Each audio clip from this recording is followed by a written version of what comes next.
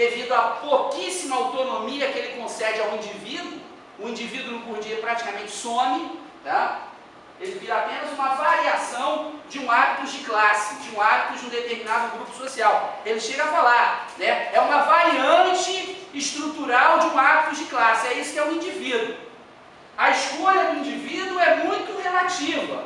É uma improvisação, mas na verdade tem, né, uma improvisação dentro de um... Ela é regrada e existe quase como se fosse um repertório das improvisações possíveis.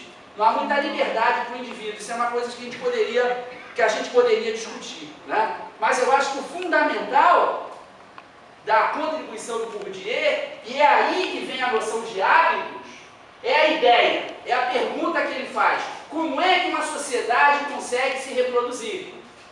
Como é que existe uma inércia? Por que a transformação social ela é tão difícil? Ela é tão difícil porque ela reproduz as suas estruturas não só materialmente.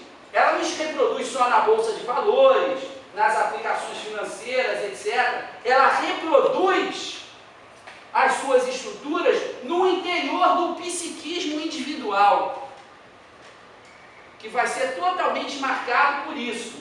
Inclusive, uma distinção importante que a gente já mencionou vai ser a distinção de gênero. Essa, eu creio, é a maior contribuição que o Bourdieu deu, e não é pouca coisa, não é? Vocês veem, portanto, que aí a gente explica por que a sociologia é uma arte marcial, não é? Porque você se defender contra o quê? Contra você mesmo, até certo ponto, não é? Você se defender contra essas estruturas que dentro de você, né, te levam a pensar e a agir de uma determinada forma. Se você não tiver consciência disso, você vai ser, digamos assim, prisioneiro dessas estruturas e desse tipo de comportamento. Tá? Então, portanto, ela é uma arte marcial porque ela, de certa maneira, a consciência desse mecanismo de incorporação das estruturas pode levar você, né, uma consciência crítica e uma tentativa não de se libertar totalmente. Que nem o Bourdieu se liberta totalmente. Não adianta. Ele já ouve o sotaque dele. O sotaque antes era o sotaque dele. E quando ele chegou garoto, ele foi ridicularizado por isso. Hoje ele acha ridículo.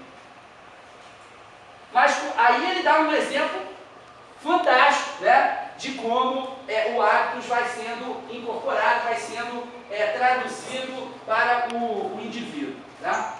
Bom, professor, pois não. Isso fica claro, eu acho que eu gostei bastante de ter lido um outro curso que eu estou fazendo aqui esse semestre, que a gente leu a dominação masculina, do Bourdieu, e aí dois pontos assim, que eu achei muito interessantes. Primeiro, no prefácio da edição alemã do livro, ele escreveu o prefácio assim, o título do prefácio era A Eternização do Arbitrário, que tipo, né, o arbitrário tomado como naturalizado e eternizado.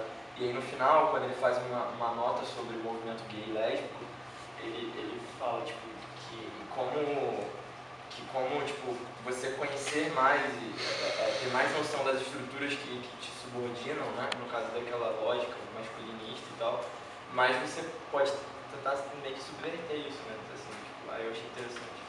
Não, muito interessante, né? Na dominação masculina, por exemplo, ele diz uma coisa assim, foram feitas entrevistas com centenas de homens e mulheres, não sei se vocês se lembram desse exemplo, né? E aí você perguntava para homens e mulheres qual era o tamanho deles, do pé, da mão, da cintura, de não sei o quê, E as mulheres tendiam a sempre dar um tamanho menor do que o tamanho que elas têm realmente, né? E o homem tendia a dar um tamanho maior, né?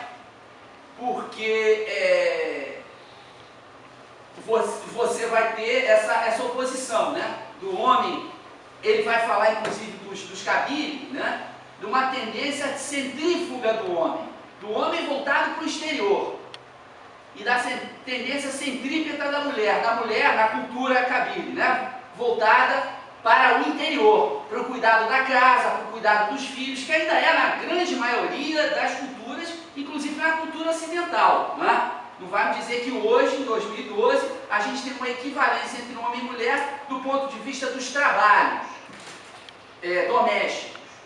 Quando o homem é muito bom, se diz não, ele ajuda. Ele ajuda significa o quê? Significa que esse trabalho mesmo é da mulher, mas o homem está ali ajudando. Não se diz, não, nós dividimos o trabalho. É errado. Se fala, não, meu marido é muito bom, ele me ajuda nos trabalhos domésticos. Os trabalhos domésticos são meus, mas ele me ajuda. Então já é bom que ele me ajuda, porque tem aquele que, né, em muitos lugares, em classes populares, etc., a mulher casar, o homem sempre está casado, certo? Por que o homem está sempre casado? Por que o homem não fica solteiro? Porque o homem é um pacote. A mulher e a casa são um pacote só. Então o homem precisa da casa, porque precisa de um lugar para se alimentar, para dormir, para cuidar, e a mulher cuida da casa. A questão amorosa, romântica e tal, ela existe, mas ela existiu lá no começo. Normalmente ela fica no segundo plano. O que existe é um pacote da mulher tomando conta da casa. E o homem precisa de uma casa, ele precisa de uma mulher, por isso ele precisa de uma mulher, né? Ele precisa dar sexo também? Também, mas fundamentalmente para ter uma casa. Não se vê um homem tomando conta de uma casa sozinho. E aí é muito interessante que esses esquemas, né, eles podem atravessar até grupos que teoricamente estão à margem. Tem um trabalho muito interessante de um antropólogo carioca, o Carlos Alberto Mercedes Pereira, num livro chamado Testemunho Ocular, que é um livro que foi organizado lá na PUC, na década de 70. E esse cara estudou um casal homossexual, masculino. E o que acontecia? Acontecia que eles tinham divisão de trabalho típica de homem e mulher caretas, não é? Um era a mulher, digamos assim, do casal, e o outro era o homem do casal. Em tudo, né? Um ficava em casa, cozinhava, não é? Do ponto de vista sexual ele era passivo, e o outro trabalhava, era o provedor, do ponto de vista sexual ele era ativo.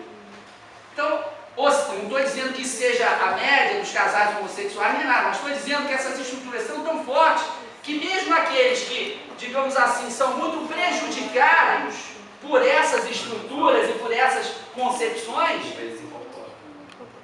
é muito difícil. A grande questão que o Bourdieu coloca, que eu acho que a teoria dele coloca para a gente, né, é que, embora seja brilhante a teoria dele, ela parece às vezes uma camisa de força, né? A gente não consegue perceber como, né, transformar isso. Porque ele mostra uma força desse nível inconsciente, né, dessa incorporação, que é incrível. A ponto dele mesmo não conseguir lidar com isso, não é? Ele mesmo ouve o sotaque e acha ridículo. Do ponto de vista político, não é? Ele não há de concordar com isso, porque isso é uma forma de violência simbólica, não é isso? É que o próprio Bourdieu chamaria de violência simbólica. Você chega aqui com um sotaque de caipira e eu começo a brincar com você. Fala, como é que é, Jonathan? Porta, é porta. Você fala porta, aí todo mundo ri, né? Na semana que vem você já está tentando falar porta. Já tá mudando. Então, óbvio que é violência simbólica. Mas o Bourdieu já teve isso incorporado e ele fala quase que se lamentando diante da câmera. Eu não consigo mais. Eu acho ridículo, né? Como eu citei nesse exemplo, né? Do homem e mulher, ou a gente poderia citar o exemplo da homossexualidade, né? Aí o cara pode dizer, não, eu estou de acordo, o cara vai dono do seu corpo e tal, e é um cidadão e pode fazer o que quiser, papapá, tá? Mas eu duvido, né, que ele esteja num lugar e vê um casal de namorados heterossexual, um rapaz e uma moça se beijando, ele fala, que bonitinho, que romântico, né? Poxa, essa época era bom, namoradinha, buscar em casa, levar em casa, aquela coisa, tão bonitinho, tão legal. Aí ele vê um casal, né, homossexual se beijando. Ele fala, não, é isso, não, tá certo, eles têm o direito de se beijar e tal, e imediatamente ele vai embora, porque eu não vou ficar ali naquele lugar, porque não se sente à vontade. Aí não é que ele vai dizer assim, eu acho feio, mas ele vai dizer, eu não me sinto à vontade, me incomoda. É claro que vai incomodar, não é isso? É claro que vai incomodar. Vai incomodar por quê? Você tem uma infância inteira, né, em que os garotos brigam um com o outro e o que fraqueja, você é viado. Você é viado? Não, não sou, ai, briga.